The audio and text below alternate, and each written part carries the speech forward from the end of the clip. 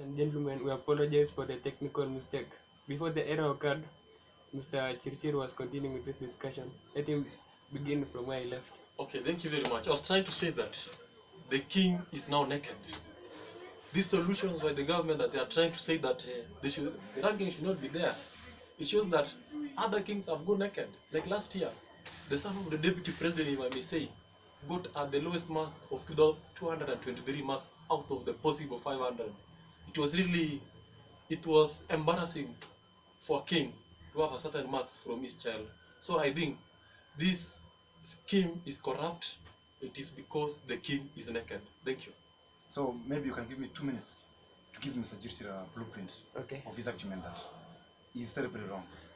Though I'm saying Chirchir, he has feelings in his argument. And I want to tell him that if you say it is a wrong scheme, it is just like you are actually using a cup. I want to give you one traditional Kalenjin saying that you don't have to use a cup. Then you throw it. Chirchir, you are abusing the system that you used. So to me, I feel that ranking, it doesn't mean that we are actually protecting some famous individual in this country. And in fact, we have a million and thousands of people who have done KCB and have done KCSE before us. So there is no notion and there is no way somebody should substantiate this statement by not telling us that the king is naked. So deputy's president total doesn't mean that if you got 238 marks, it is not a miracle. Many of them have got that marks, even 100 and something. Many of them have got those marks and they have been ranking. So to me, I feel that the issue of ranking institutions is not about protecting some famous individuals. It is actually ensuring that we have equity and we have to boost up. And it doesn't mean that we point of correction. Wait first. Point of correction. I think you're the one. Correct me. I think you're the one who you're trying to use the cup and withdraw it. Me, I'm supporting the ranking that you have been using all that time. We should follow that. You know. You're the one who is trying to change the system. Why are you trying to change the system? You know. You're the one using the cup and throwing it at the same time. You know, as much as we are analog, we should be somewhere a digital generation. We don't have to stick to primitive ranking method. Let's actually try other methods. So to me, we are actually trying. So which method is that? Which method is that? Of no ranking. That is not a method. That is abolishing. That is abolishing. My friend. You should now give us another method. Which method are you using? I think you should review back your literature, my friend. Okay. I think you're not understanding what you're saying. Point of order. This guy doesn't understand what he's saying. I think we should continue to the next question. Mr. Chirchir is a politician. Me, I'm a technocrat. Okay, point of order. So you're a psychopath. You're a psychopath. You're a psychopath. You are actually very good. This guy is a psychopath. Cool down. So you're a politician. You're actually trying to. We are going to the next question. In Kenya. Mr. Obadia, we're going to the next question. Yeah, I'm hearing. The next question goes to Obadia. One of the reasons that the cabinet secretary said one of the reasons for abolishing ranking is because it will reduce examination cheating and promote education. Is that true? Will abolishing of ranking reduce cheating and promote the quality of education? I want to appreciate your question. No, when you bring your question to me, first of all, we must appreciate that I'm not a government worker. I'm just an analyst who we are actually trying to shed light to Kenyan in own personal perception of viewing the current trends in Kenyan government. So to me, I'm not supporting any, but I'm a Kenyanist. To me, I'm supporting not ranking issues. In my personal perception, based on the question, I want to say that it doesn't mean that if you run something or actually you don't run, it actually gives a persistent cheating. To me, at some point, partially, it gives teachers to go around the clock to ensure that the institution actually appears at the top because they don't want to embarrass the institution. And I want actually to condemn this issue of actually ranking the institution. That if continue in that trend, we should actually get low quality education because many of them will be just interested with the numbers of ranking, but not actually ranking the people in terms of knowledge they are given. So to me, it totally, and I agree with that it encourages cheating of highest level. And we need to pray for this, of this in Ministry of Education, because some of workers who are doing work there, they are actually, some of them have have the grassroots links to ensure that their private institution got high marks. Because if you look at the Kenyan government, the ranking, many of the best performing institutions are private institutions. So definitely, if we continue ranking this institution, the government people or the government public schools will feel that they are not performing. No, they're going to be because they are not performing, but it is because some of them get in a contentious way papers before are going to be delivered at the right moment. So to me, I'm saying that, and the issue of cheating increases if we are an institution. That's my argument. The same question goes to Mr. Chirchir. Will abolishment of ranking stop examination cheating and promote education, or will abolishment of ranking lead to massive cheating? I like that question. First of all, I want to thank the analyst Obadia because he's bringing things clear right now. He's bringing things clear. Why should I say this? He's explaining why the king is naked. The private schools are being outshined by the public schools are being outshined by the private schools. So the government is now trying to make sure that there's no ranking for us not to see the loophole between the private and the public. To go to the point, we should appreciate the fact that cheating is actually a voice in education. And I don't support irregularity of any way. But now, we have to understand that there are many schools in the country. It's not only one school. These trees in a forest, why should we, out of the 800,000 students who sat for the current KCPE, we just got less than 3,000 students cheating. We know the rules and the laws that should govern people who cheat. Why shouldn't we employ them? We've been employing them all that time.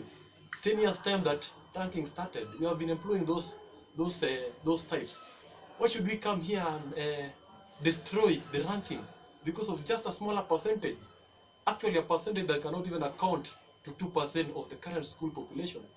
Why don't we just punish these people? Remember, in a forest, you can never cut all trees because of a rotten tree, or rather a bad tree inside the forest. What should we do? We should just uproot that tree. And that's what the government, I'm advising the government to do. So, ranking should go back to its way, and these damaged trees should be removed, not the whole forest like they are doing. It's only few schools. Last time it was less than 7 schools. Out of the 300,000 schools, how can you sacrifice more than 2,993 schools for the sake of only 7 schools? So we should speak sense. We should speak sense and stop being the sycophant of the government, like my friend, who is saying that he's an analyst. We never know, he may be working somewhere. Allow me to tell my friend that his argument is subjective, a black objective manner discussion. But because if you try to make a control of a institution that's actually have been laid and have been mandated, not only by us, it has actually stood there for a long time. And if you look at the analysis, if you go back and analyze the ranking, only a few, if actually you look at the ranking from the last 10 years, there is many schools from these big counties, like Narbe County. Let's take an example. There is no institution from Narbe County who have actually dominated, been at the top. So to me, it is actually telling me that there is some conspicuous means which has actually been done by those teachers. So to cap and to ensure that we have balance of quality students in the country, we have to stop unfavorable and preferred method of bringing a realistic way of education in this country. Number 2, we are not competing in this discussion, but we are actually to bring a neutral way of ensuring that you're not coming the right course. So my friend, you don't have to join a road that is already under construction, but you rather join a road which is actually underway of being constructed. So to me, and I want you to give me my time, because I'm sure it's not your time. You're trying to. Because I'm sure that it's not your time. Because I'm sure that in this actually, as per the constitution, we have a freedom of expression. So to me, I'm talking my interest as a Kenyan and as somebody who actually went through the same system. So to me, being a sycophant or not, it is better I'm a sycophant of a successful institution, but not a failing institution. So thank you very much. Okay, yeah, there's this point. This guy is trying to correct me, but I was the one who said that we are not in an argument. We are actually in a dialogue. We are trying to make things in the limelight by telling us that if you actually know that the example that you have used, like Nairobi School, that has been passing for the last 10 years, it has been topping.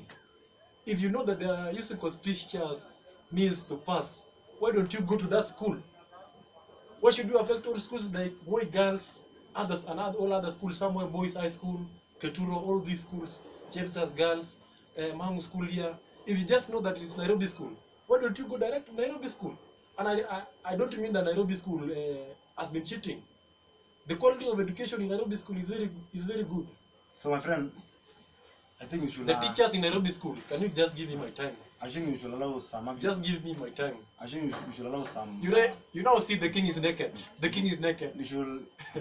The king is taping himself. Okay, point of order. I think we should go to the next question. Our final and last question is, ranking always increases the morale of top performers, and in a race, we know there should be winners and losers. Now, if there is no winner, how will it affect the morale of the students? That question goes to Obadia. I want to appreciate that question. No, you have not bring way of learning in this country as if it is a competition for medals. No, this is not a competition. It is actually, we are actually trying to compare. No, actually in an open way, of which at some point there is actually biasness in ranking of students. Why am I saying so? Being a winner, it doesn't mean that you have to shout out that you are a winner. Being a loser, you don't have to go back. But we want to moderate this way of learning that, because we want to live education standard in this country. So the only way to do that, it is not actually about shouting and loud way of bringing things to limelight. We should actually appreciate that our institution, even though my institution lacks buying, it doesn't mean that it is actually the worst institution. Or if institution leads, it doesn't mean that it's the best institution, because this is just like a wave in a sea. This time around, it goes in that direction or in this direction. So to me, we want to maintain that. I mean, we want to bring education in such a way that it makes every student to feel that they are accommodated in the system. Because many of us, we are not the same. We are not the same. The background issues are not the same. The schools are not the same. So we want to ensure that all of us feel that education in this country is for all of us, not for some few individuals and not for some few schools. Number two, we are not fighting the ministry. No, I'm not supporting the ministry, or neither. But I'm sure my friend is actually doing the contrary. You're the one supporting the ministry. So to me, I'm not also supporting an individual, but I want to support that student at the grassroots. How does he or she feels? If now I'm declared that I have 100 marks in the public, I'm sure that student will never work up any other single time. That's okay. Point of order. Okay, but yeah, I think you're looking out on the point. Let me take an example of a race. In a typical race, where the winners, the first one is given gold, the second one silver, and then bronze, and then silver. Now, if all of them participate in the race, number one is there. Somebody wins and others do not win, then they are denied a chance to get the medals. Will that encourage people to participate in that sport? I want first to appreciate that. I said in my first statement that education is not a product, it is a process. So if actually we concentrate so much in the hours or rewards, my friend, we are actually taking this education of Kenya to docks and to the drainage. I want to tell you that these are lies, raw lies from a sewage. That if we continue engaging us, not in a way that we continue engaging our schools in a way that it doesn't reflect the image of what we do in that education, it will just end and will make our education system to be very terrible. So to me, I believe that we don't need to rank education anymore. Let last year be the final one. It should never go on from that time. Okay, the same question to Chirchir. Ranking increases the morale of top performers. In a race, there should be winners and losers. How will the top performers be appreciated if ranking is abolished? In fact, my point is that ranking should never be abolished. The government did a very wrong thing. And if I was to advise the government, like my friend who is the advisor of the government, that some of us we know, maybe not all of you may not know, should advise the government to rank. In a race, Kenya is being unfair in these things.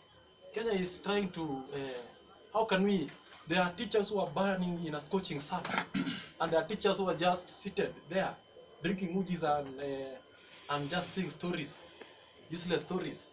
But now there are teachers who have taken an extra mile, who have taken an extra effort to make sure that their students pass, their students gain quality education, their students go to good schools, their students pass well. Now, if we stop ranking, actually, these teachers, the efforts of these teachers, where will they be going? Why is Kenya accepting, when we go to the Olympics like last time when we were in Chile, we were in Boston Marathon, Kenya is very happy when we pass other countries. Why is it now that when we rank, why is it now that when we are ranking these schools, is the difference? Where is the difference? It's still the same ranking. Why don't we just appreciate the fact that there is difference between the best and the better and the good? And there was a point that my friend was saying about the grassroots. He was trying to say that he's trying to protect that student from the grassroots, that there is no resources. If you stop ranking that guy, you will not help anything. If you just stop rank, there's a good way that you can do. There's a good way that you can help that guy who doesn't have resources. Just stopping the ranking. Huh? I think you're all getting this. Ranking is the best way. Ranking appraises performance. That guy in the grassroots could be taken to a better school, or the school to be given resources, rather than just hiding this from the limelight. Yeah, I think I'm clear on that. So with tackling my approach, My friend, I think you should join me. if you look at the Asian countries, if you call Asian takers 10 years back, if you look at the system, you know those Asian takers, they took our system of learning to their country, but immediately it landed in their countries. It was changed. These analysis that we done, we have really done, we have worked on it, and I want to tell you with fear of no contradiction in my mind, or in no single doubt in my brain self, that we went through several countries. We discussed with the several education stakeholders of different world and global countries. This is not a kitchen decision. This is not a bedroom decision. We consulted widely. So by not running institution doesn't mean that we don't want to compete in this Kenya, but we want to remove unnecessary competition. We need to increase the competence. We need to complement that person, not by giving him a call, but by giving him or her a better university and a better institution, not by giving me an irrelevant name, because I'm sure we went to universities. We have called universities. It is not my surprising that Chirchir was my roommate, and there is no single day that we have ever agreed with Chirchir. I want to tell this panel and this country, this guy is normally against many things. This guy is normally against. He is normally on the Kameno side. If you look at the river between, there is two hills, Mabui and Kameno. This guy is normally the husband of Miriam. He's normally against many things. So to me, I want to advise Chirchir today. I think that this guy is crossing the border. Wait. I think you are crossing the border. Let me say this. No. Madara, see, No. You're not saying that this it guy. was my time to talk. This guy. It was my time to talk. A point of order. This was my time to talk. No, you cannot take all the time talking nonsense. See, I gave We you time have to better talk. things to say. See, I gave you time to talk. We have better things to say. Points of order, please. We have better things to say. Please. I give each one of you 1 minute. Because I'm not giving this advice. So, point of order. Point of order. Thank you very much. Gentlemen, I give each one of you 1 minute. Give a message to the government about the ranking.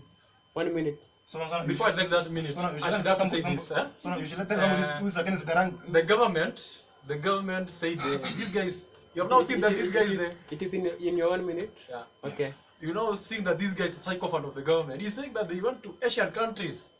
A dice education, I can compare education with a dice. A dice doesn't have only one side.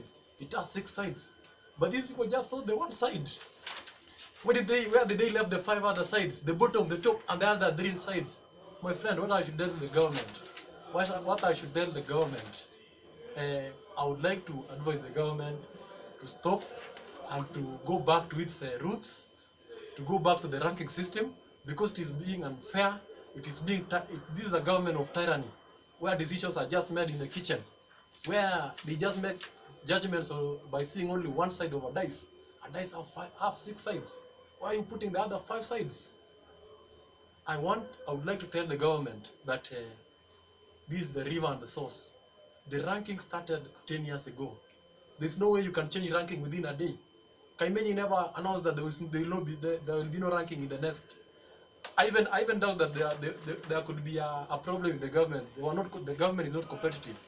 Maybe they did not even know how to rank these days, because the internet, getting the marks in the internet, like I suppose the last time, this time we just got from the code 5225, as opposed to the time where Mutula was the cabinet secretary of education, a competitive person, the late Mutula Kilonzo.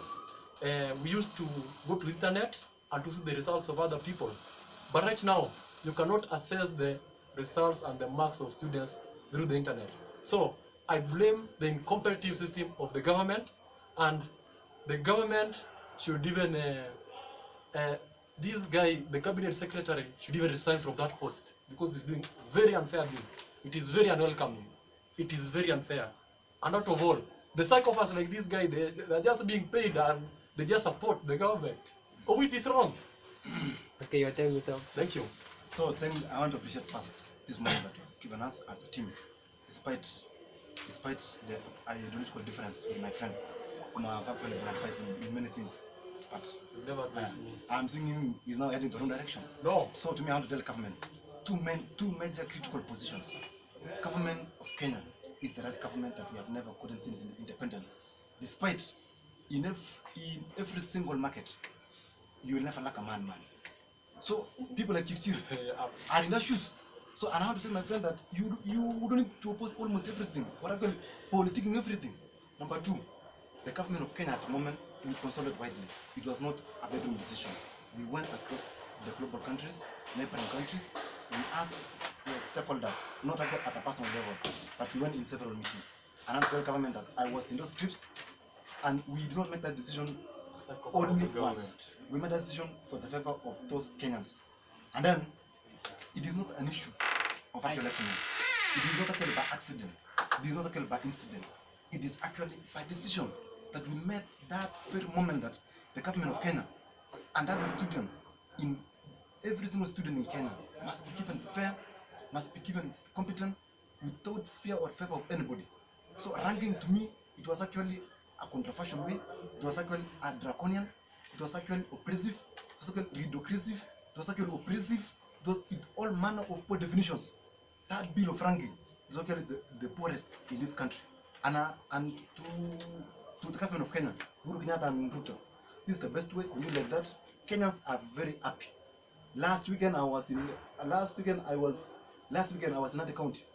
I have gone to Bokot. I have gone to Turkana County. I have traversed many counties. So this is what we see in terms of statistics.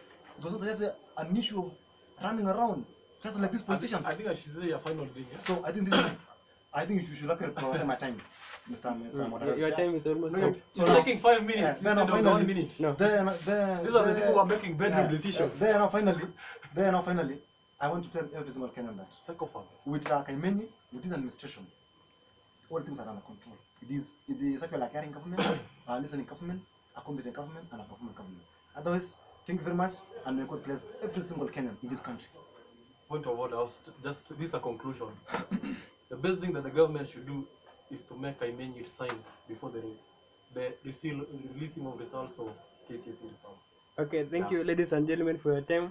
I think you have all seen the reasons for proposing and opposing the arguments, but you can like, share, and comment below. Thank you.